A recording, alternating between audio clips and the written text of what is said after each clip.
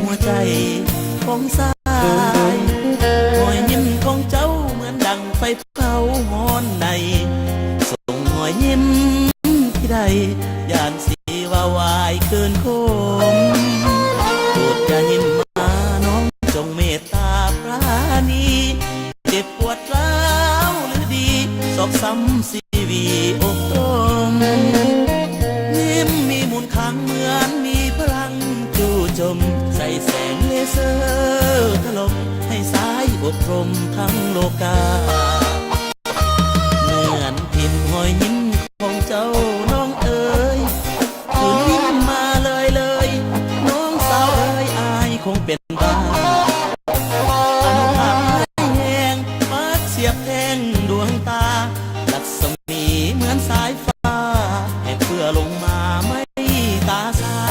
ยโปรดอย่ายิ้มมาน้องจงเมตตาสงสารคอยยิ้มน้องหวานสักทรมานซ้ำใจย่านใจพิการย่านโลกประจานอับอายย่านหอยยิ้มอันตรายย่านตอมใจตายเพราะยิ้ม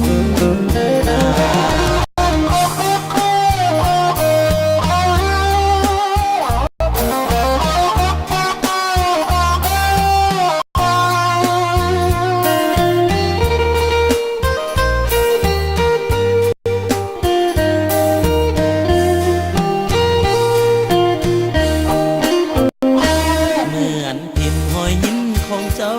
น้องเอ๋ยคืนยิ้มมาเลยน้องสาวเอ๋ยอายคงเป็นบ้าอันหายแหงมักเสียบแทงดวงตาลักษมีเหมือนสายฟ้าให้เพื่อลงมาไม่ตาสายโปรดอย่ายิ้มมาน้องจงเมตตาสงสารคอยยิ้มน้องหวานสักทรมานซ้ำใจย่านใจพิการย่านโลกประจานอับอายย่านหอยยิ้มอันตรายย่านตอมใจตายเพราะยิ้ม